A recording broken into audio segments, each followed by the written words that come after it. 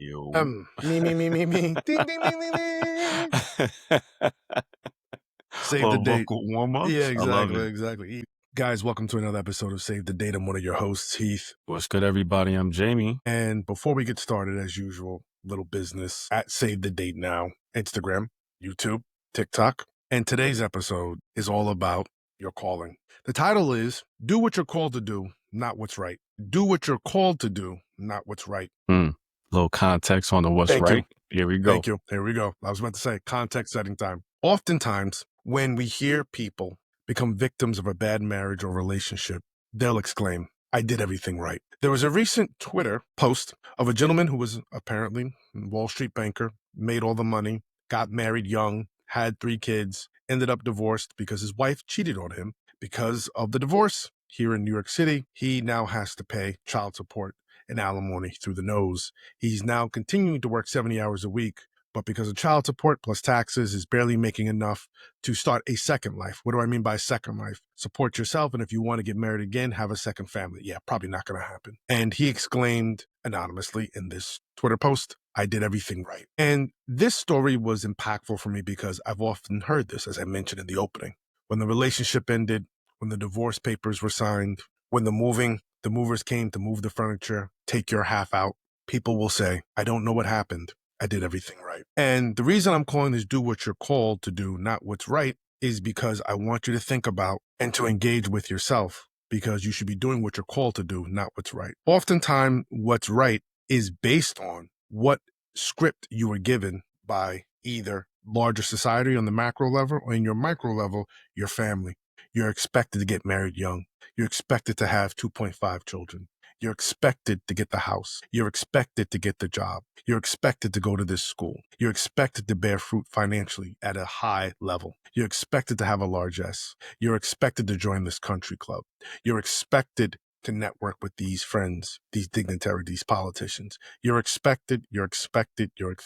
And you can do what you're expected if that's what you feel you need to do or called to do. There's a problem when you do what's expected and you have not self-examined to determine what you feel you're called to do. And oftentimes, doing what you're called to do will violate the very script that you were given by your community, by your professional networks, or by the larger macro environment about who you're supposed to be, what you're supposed to do in order to be labeled, quote, unquote, successful. In today's episode, I want to challenge you when it comes to romantic love. This is not an episode about professional development, nor about personal success. It's about romantic love, as all of our episodes, majority of them, are about. And this is important because so many bodies have piled up on the side from people who, for example, got married early because their folks told them to get married early, because their religious affiliation group told them to get married early, because sex is bad. And, you shouldn't be having sex outside of marriage. And hey, I'm an advocate of that traditional frame of mind about the best container for sex is marriage. But I do want to offer a challenge to people who just do things without examining their own personal why, who do and follow scripts without looking for the script that makes sense to them, the script that exists on the inside of who they are. Now, I am a spiritual person, and so is Jay, so I can easily quote scripture. I can easily talk about my relationship with God. I can easily rattle off various different gurus or spiritual behemoths who've talked about self-examination. Even Socrates, the great Western philosopher, said the unexamined life is not worth living. So before I get into that, or rather, I'm not going to get into that, I want to challenge you that this applies very, very, very, I would say it fits neatly into your romantic life, because many of us will marry somebody based on what we were told the race we were supposed to marry, the ethnicity we're supposed to marry, the religious affiliation we're supposed to marry. What looks good on paper. The Ivy League degree, the JD, the MD, the ABC. All right, we stop. The THM, the PhD, D-men, side D. All the D's. Some of us will follow up and have children, never really self-examining if children were for us, because your cousin had a baby. And when are you going to have a baby? And then your sister's pregnant and she's on her second and you don't have one. Your brother moved on and he started a business. When are you going to start a business, settle down and have children? Yeah. And out of fear of being left out, out of fear of being ostracized by the only people that you know and love, you start You fold. moving, Yeah. pushing buttons and pulling levers you have no business pushing and no business pulling. And that's how many of us end up in horrible dating scenarios, even worse, marriages and long-term relationships. We've never thoroughly and honestly started a path of A, examining ourselves, and B, more importantly, loving ourselves. So at the end of that divorce, at the end of that collapsed relationship, yet another collapsed relationship, we're left holding the bag. And as we said before on this podcast, it sometimes sets off a cycle of abandonment and loneliness that leads to deeper mental health issues. So let's do what you're called to do instead of what's right. Understanding in this episode, in this context, what's right is the socially acceptable thing to do that gets imposed upon you. The socially approved action you need to take that gets imposed upon you. We want to think about and talk about when it comes to romantic love. What are you called to do? What is your soul craving? When your soul says, I thirst, what is it thirst for? Is it thirsting for a marriage and for you to fit into a cookie cutter setup? Or is it thirsting for adventure, challenge, and difference that looks nothing like the marriages or the relationships that you see around you? So much so that if you were to follow your heart, you would stick out like a green hat and an orange bill, to quote Eminem. You would be that spotlight maker, because the spotlight would be on you wherever you go because you married someone of a different race, you got with someone of a different gender, you engaged in a relationship that was avant-garde or novel or doesn't fit the relationship parameters set forth by your religious group. And I'm going to tell you right now, sometimes to act on what your soul craves, what your calling is, to even read your inner script, forget even act on it. Just to even read your inner script is an act of rebellion. That alone will create fear within you. That alone will make you feel ostracized. Because sometimes when you identify and read your inner script, you realize how off script you are compared to everyone else, and how lonely it's going to be to play that script out, to perform that script, to live that script. So, doing what you're called to do. What's the first step to doing that? Self-reflection. I just mentioned a quote by Socrates, the unexamined life is not worth living. Self-examination is the first and critical step to understanding what you're called to do. Now, there's many ways you can do that. You could start by just being silent, sitting with yourself, turning off your TV, turning off your devices, turning off your lights and sitting in darkness, or having a night light for those who need a night light, and just being quiet as you allow yourself to be with yourself, as you allow yourself to feel yourself, and you sit while the thoughts may race by at 100 miles per hour. And as you continue to sit, and as you continue to let the thoughts race by at 100 miles per hour, you'll slowly but surely start to make sense of what you're feeling, what's tugging on you, and what your soul ultimately thirsts for. Now, I'll take it a step further with self-reflection. You can pick a self-reflection model. There's journaling that has become popular over the last couple of years. You can meditate, and there's various different meditation models that you can pick from that will be a gateway for you examining you. Oftentimes, when we talk about romantic love, we believe getting out the door and meeting people is the most important step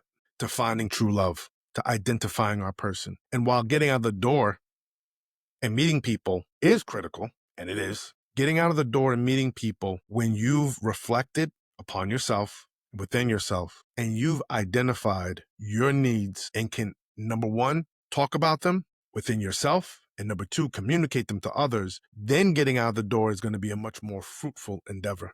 Because the third thing is, hopefully you've learned how to listen to other people's needs. So number one, you've been able to listen to yourself and respect yourself and start the process of loving yourself. Number two, you've learned how to communicate your needs to others. And three, you've now developed a practice or built a bridge to understanding other people's needs. So when you go out, you're not just unidirectional. The conversation is not unidirectional, it's bidirectional. You will need, at this point in your process of getting to know yourself, patience, because the patience is ultimately going to yield fruit because you would have had time to get to know you. Jay, you want to hop in here real quick before I proceed? I would just say, the doing everything right, I think is a place where a lot of people end up feeling confused. And that prescription, a lot of times, while it may have some place, it may just not be the time for you to activate it. I think that's another way that this affects people a lot of times, not necessarily just the script itself to get married, to have kids. It's when it happens. Um, I think for some people it's socially acceptable to wait, work on your career, and then have kids. For others, it's Mhm, socially acceptable to mhm. you should start young and you can build and your family can grow. But whatever the prescription is, I think it's important to, as you're talking about, listen to your heart and the reflection. I don't even really know what it comes from, quiet time, Uh-huh. meditation, or just internal thoughts, like you said, wherever your heart is leading you. It's important to follow that or just keep that in perspective and consideration as you move forward in life, because sometimes your programming may be right for you. The script that you're getting may be right for you. But, I think it's an alignment thing. It's I'm getting all of these messages to do X, but I also feel called to do X. If that's an alignment for you, move forward through it. But don't be fooled into thinking that the script that you get, that these things that you're supposed to do, these bullet points that are supposed to happen in everybody's life, it may not be for you. And as you said, sometimes that rebellion will lead you to more life success than trying to fit in and do what everybody else is doing. Thank you for your clarity, because some of the examples I was giving, as you just mentioned, were one way and you brought in another, which is one way I was describing it was you need to be having kids. And some people's script is no, don't have kids, push it out, work, work, work, work, build wealth, financial security, financial stability, financial ascendancy. And there's so many different scripts out there. But you're right, you're highlighting what's most important, which is whatever script you're given, taking the time to see what you're in alignment with. Maybe what is your internal script? And you're absolutely right. Your internal script may actually match well with the social script you were given. Rock, party on, Wayne, party on, Garth, rock out. But if it doesn't, and you proceed, even if you proceed with caution, you're leading towards a hot place. And I started off when I talked about how do you get to your calling, I talked about self-reflection and meditation and journaling, or just examples. You will find your path.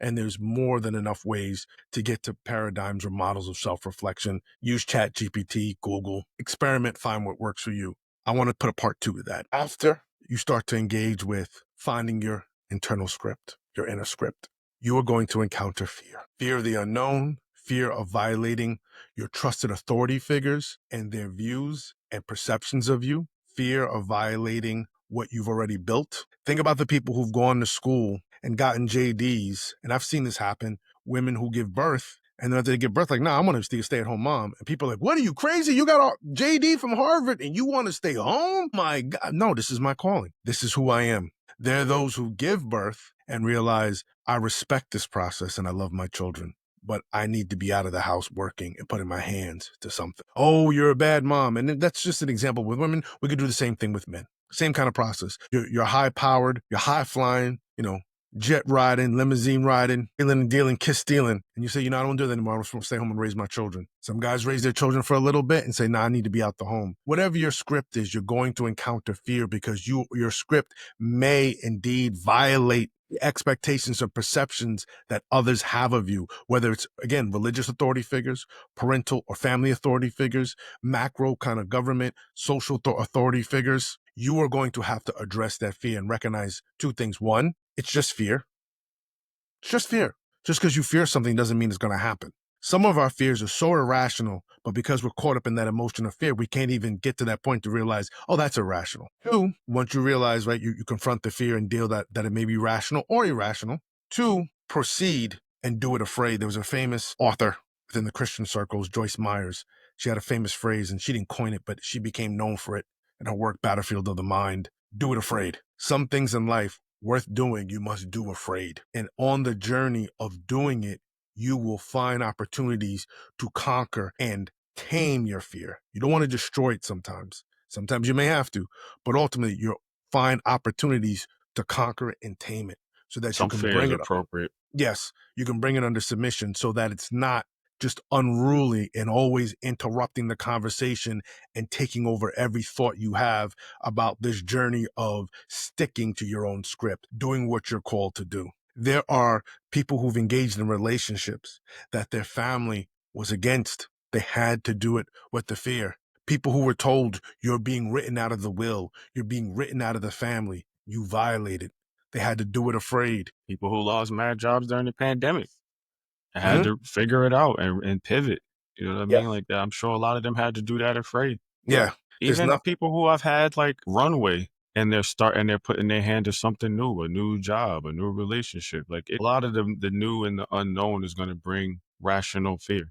It's rational to Absolutely. fear that. Yeah, that's why we said don't destroy it. You have to conquer it to tame it so that it's in its appropriate place, in its appropriate box, so that you can put it in conversation in a healthy way with what your dreams and aspirations are, what your inner script is telling you about your next move or moves. What we want from you, by we, it's Jay and I, and or rather want for you, is clarity and peace and freedom. Freedom to choose, freedom to be empowered, to live the life that you're called to live. Again, as I started out this episode, whether it's our personal circles or these stories like the one highlighted in that X tweet or that X post, no longer called tweets, there are plenty of people who said, I did everything right. In our religious circles, it's people who didn't have sex before marriage and they waited to have, be married, and they find out their spouse doesn't want to be married to them anymore. They have a quote unquote broken marriage. For those who don't see me, I'm doing air quotes about broken marriage. I did everything right. I prayed. I sought the Lord. I had divine intelligence on my side. And for some people, maybe they just went through the actions. They didn't pray. They just did everything they were supposed to do. Okay, check box, check box, check box, check box, check box. Just going through the routine of being quote unquote obedient, but never sufficiently engaging with their spirit or with God about what they're called to do. Because it even happens in religious circles, because you can just be religious, but live a religious life that is unconnected or disconnected from the spirit. That's the real tripwire to me. Real tripwire to me is the delusion of I did everything right. Like there's this formula, this beeline formula from A to B that if you do A, B, C, D, that next step should be, success or the launch pad to success. And it's like, I think this is really what we're getting at is for all of the quote unquote right steps that you can take, things can still go wrong. Yes.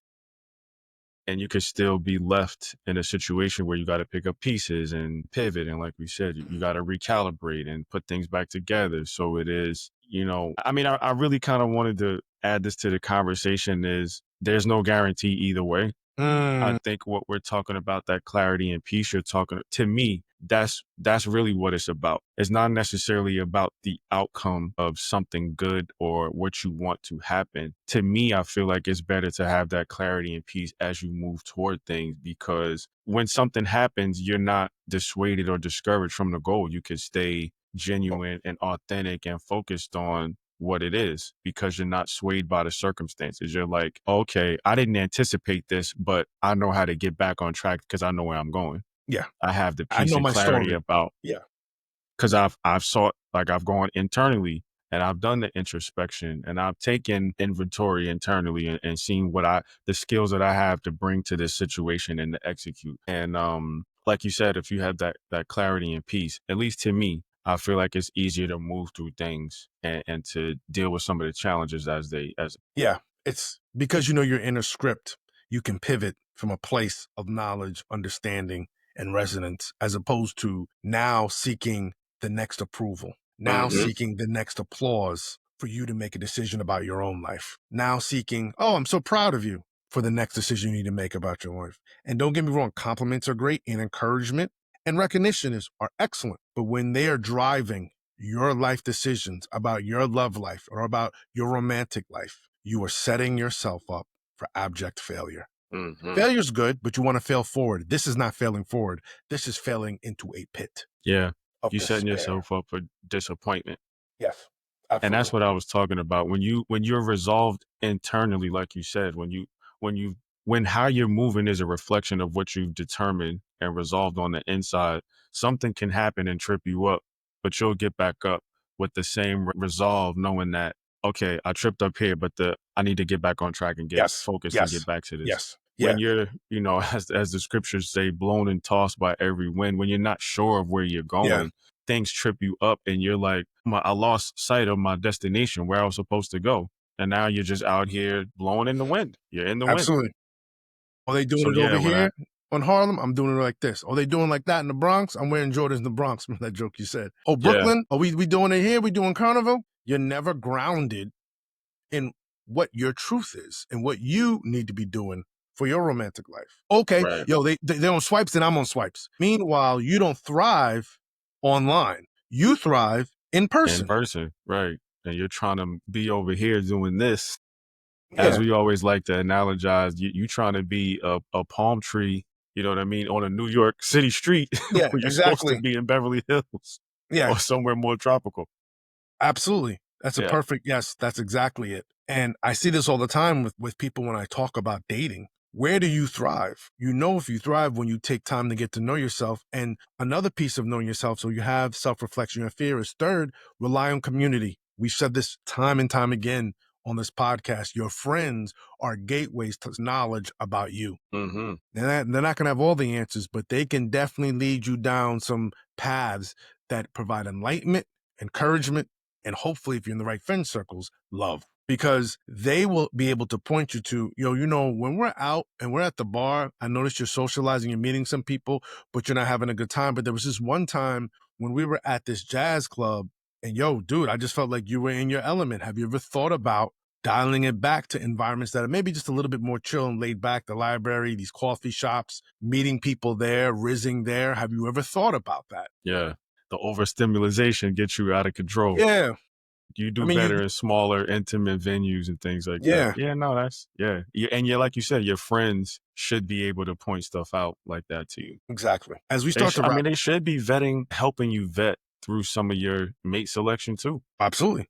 But I think this Absolutely. is kind of what I was alluding to earlier is so many different times, like we try to take pages from people's books for the outcome, not Yes. necessarily for the insight that this thing that they did or this principle that they applied got them. Like we're Yeah. looking for the outcomes. And it's Yes. like, there's no beeline to someone else's success story. There's no, snap my fingers and a genie comes out and they can just get me to, I don't know Point A. who Yeah. Point point A to A point or Z. Yeah. whoever's relationship you aspire to have. Like you can't manufacture that. They can. Whatever they have, they put time, blood, sweat, and tears, effort, work into it to get what they have over time. Absolutely. And let So me you be can't just take the page from their book and try to apply it to your life and hope that that's what we're talking about, the script that you're yes. given. And it may not necessarily be a direct teaching or tutorial. This is what you're supposed to do, but it's the model that you see. It's the Mhm. examples that you see growing up. That could be your script. And what we're saying is, it's good to take insight pages from people's books, but you cannot then try to Frankenstein it to Different word. a manual to get you to where you're trying to go. It can't manufacture what somebody's trying to do or Yeah. what they've done. Yeah. And I just wanted to say, let me be vulnerable. I have my mother's parents who were married for 45 years, one of the greatest marriages I know. People who've outside of my family have talked about the great marriage.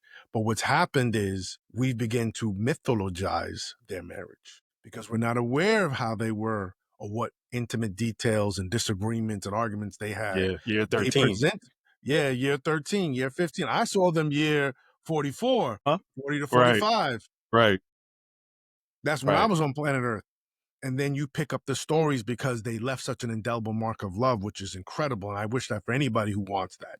But even myself, I've begun to mythologize their marriage to the point that it's impacted my ability to form healthy long-term relationships because Mm, I need to be like my grandfather and she needs to be like my grandmother, but I'm a different person, a different era, a different context, a different set of love, a different emotional, spiritual constitution. And there's things that I need to adopt and adapt to, but to then lock, stock, and barrel, or as you just said, Frankenstein my way into their wealthy place. Wealthy, not meaning just financial, just the beauty and love they shared together, because it needs to be like how they had it. There's some principles to adhere to, but I have to leave my heart open to the experiences that I need to have, that I'm called to have mm-hmm, in my relationship. mm-hmm. There's some forgiveness patterns and steps I may need to engage in that they didn't have to engage in. Well, that was their marriage. This is yours. Right, That was their relationship. This is yours. Well, he didn't have to put up with that. Well, she didn't have to put up, and your grandmother have to put up with your stuff. right. Like you're saying, that was their calling. Yours is yours. Yours is yours. Do you want to live through Jim Crow America? Do you want to live through the Klan and the post era, the post Klan era in their community like they did? So come on, guys, like want you to find your own script. And I'm just being vulnerable because I have done it. And I love what you said. It wasn't so much what someone said to me, it's what I picked up from the environment I was at. Like some people Mm-hmm. say, at a cousin told me one time, society doesn't teach you anything, but you learn everything from society. So you're absolutely right. It isn't necessarily a script that's being imposed upon you. Sometimes it is. It's something you're picking up from your environment. It's like, I got to be like so and so, only to lead to abject failure. Yeah. This is the model. I gotta follow this. Mm-hmm. And it's another step of vulnerability for me. I had to realize I'm more relationship centered than I am dating centered. What does that mean? I love dating. I actually enjoy it. Jamie knows me. We were talking earlier, Mr. Central, Mr. Romantic, but I'm more relationship oriented. I've seen dudes on Tinder and heard about dudes racking up 40 bodies. And it's Mm. easy for me to get seduced by that because when I want physical intimacy, I'm going to default to their mode, thinking that I'm going to have the same kind of success, the Right. same kind of run up, the same kind of numbers, the same kind of experiences because I'm horny Mm-hmm. and I want physical intimacy, only to realize that's not where you thrive, champ. That's not where you're going to excel. And it's not even the type of physical intimacy you want. Come on now. Come You on know what now. I mean? Knowing how you are as a person, just, keep it on the personal. You're Yeah, not the type that's gonna wham bam, thank you, man. You're not gonna exactly. really get off and really appreciate and cherish that and value that like you would taking the time to get to know somebody, building an intimate connection, and then exploring the Yeah. physical. Yeah, that culmination of the physical. Yeah, it's going to be point A to point Z in 2 or 3 hours. Now, you down for whatever that comes with? The challenges and the weirdness and the awkwardness? Oh, no? Well, then why you over here? Yeah. I know you'll be calling me like, yo, son, it wasn't even what I thought it was gonna Yeah, be, man. exactly. Like Yeah, absolutely. I couldn't even get off like I wanted to, Yeah, bro. yeah, yeah, yeah. She didn't want to talk, she didn't want to hold, she didn't want to do Yeah, nothing. she's It like, was get out. just, yeah, Yeah, it's like, and I know you. yeah. Oh, you rocked my world. Oh, we had a great time, but get out. Now you over here simping and crying in the corner, Mr. Relationship. I wanted to cuddle after she talked about, did you get your Uber? You ready to go? Yeah, It's exactly. like, damn, man, I wanted to. As she's finishing, she's like, get an Uber. And I know it's just that wouldn't be your preference. Exactly, but it's easy to kind of, wait a minute, I have But to like you follow said, my it script becomes a default. It becomes an instinct. Because because like you everyone's being said, you're gonna successful with follow it. that model. That's the model, yep. And like I was saying, it's really the outcome you're looking for. You want the physical Yes. intimacy, but you're like, okay, you're seeing, like you said, I'm seeing that the example that they said is what's getting them success. So let me just follow that. Mhm. But you're really called to do it this way. If you was going to, come on, man, you gotta romance the stone. Cause Yeah, that's exactly. Michael Duggett, bro, that's your expertise. Kathleen Turner in it. Yeah. That's your That's expertise. That's what you're as called to do, I as once we're remember saying. exactly. I remember once remember watching a video with Arundhati Roy, great writer, and she said, people ask how come I don't write more nonfiction because she's known for incredible fiction works, and she says I don't know, it's just that fiction dances out of me. Mm, It dances out of me. You want to follow the romantic script or the script about romance that just dances out of you, and connection and going slow just dances out of me. mm-hmm. And on that note, Understand that. Yeah. And on that note, y'all, hey, another episode of Save the Date. Again, Save the Date now, TikTok, Instagram, YouTube. Guys, thank you. This was very important for us to say and do. I know for me, do what you're called to do, not what's right. Until next time, I'm Heath. Jamie, y'all, peace. Take care.